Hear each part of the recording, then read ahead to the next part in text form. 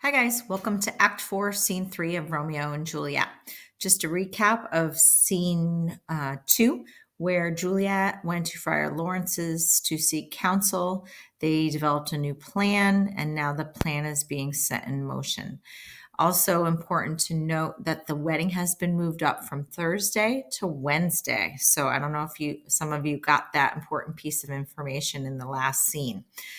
Capulet was so excited that Juliet agreed to marry Paris that he upped it to Wednesday. So now she must kind of speed this process up. So here we are, Act 4, Scene 3. Make sure you have your scene guide notes out so you can plot the important details.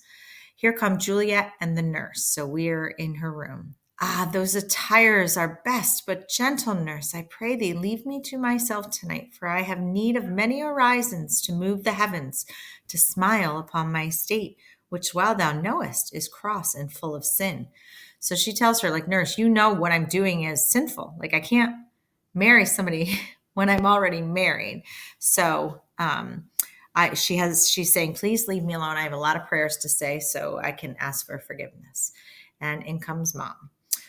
What? Are you busy? Are you busy, ho? Need you my help? No, madame, we have culled such necessaries and are behooful for our state tomorrow. So please you, let me now be left alone, and let the nurse this night sit up with you. For I am sure you have your hands full all in this so sudden business. So she says, nope, I want to be left alone. Good night. Get thee to bed and rest, for thou hast need. And exits Lady Capulet and the nurse. And now the Juliet has a soliloquy because she is by herself. Farewell, God knows when we shall meet again. And talking to Romeo. I have a faint cold fear thrills through my veins that almost freezes up the heat of life. I'll call them back again to comfort me.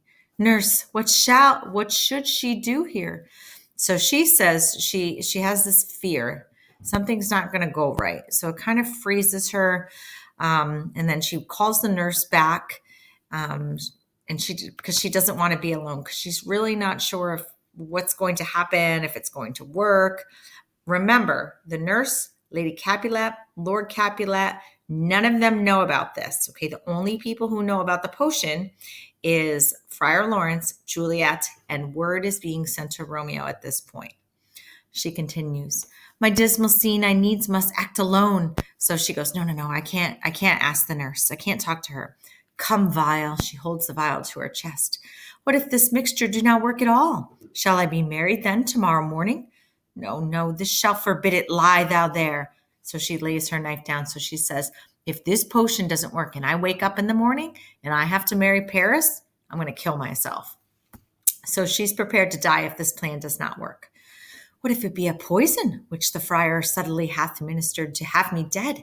Lest in this marriage he shall be dishonored, because he married me before to Romeo. So she starts panicking and thinking, well, what if Friar Lawrence makes this is a real poison, because he wants to kill me, so I don't tell anybody that he's already married me to Romeo, and this is illegal what I'm doing with marrying Paris. High fear it is, and yet methinks it should not, for he hath still been tried a holy man. So she stops her questioning and says, nope, he's a godly man. He's not going to lie to me. How if when I am laid into that tomb, I wake before the time that Romeo come to redeem me? There's a fearful point.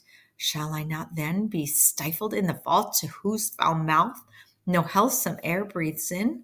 And there die strangled ere my Romeo comes? So she's afraid that she's going to wake up too soon and nobody's going to be there. Remember, because this is happening a whole day earlier than anticipated.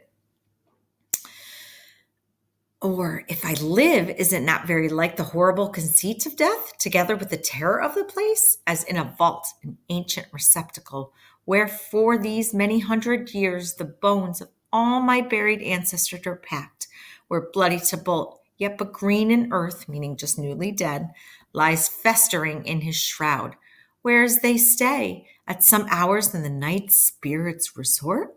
Alack, is it not like that I, so early waking with what with loathsome smells and shrieks like mandrakes torn out of the earth, that living mortals hearing them run mad.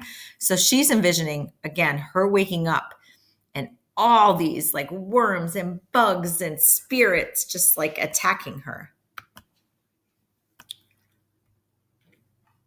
Oh, if I wake, shall I not be distraught, environed with all these hideous fears, and madly play with my forefather's joints, and pluck the mangled to bolt from his shroud, and in this rage with some great kinsman's bone, as with a club, dash out my desperate brains? So she is losing her mind, and she's envisioning her going mad, being buried alive in this tomb with all these dead bodies, that she would literally grab Tybalt's dead arm and bash her brains out so she would die. Oh, look, methinks I see my cousin's ghost seeking out Romeo, that did spit his body upon a rapier's point, meaning he's looking Tybalt, or she sees Tybalt's ghost, and she kind of fears that he's going after Romeo and that he's going to seek some revenge against him. Upon a stay, Tybalt, stay. Romeo, Romeo, Romeo, here's a drink I drink to thee. So I hope this works. I hope I wake up and the plan follows through. So she drinks and falls down on her bed, and the bed curtains are around her. Okay, that is the end of Act 4, Scene 3. It's short, but very important, because here's when the plan starts taking place. She's panicky, as would any of us, I think, would be if we have this plan of uncertainty if it's actually going to work or not. So make sure you highlight the important parts, that she's panicking, she takes the vial, and down she falls. So let's see in the next recording, Act 4, Scene 5.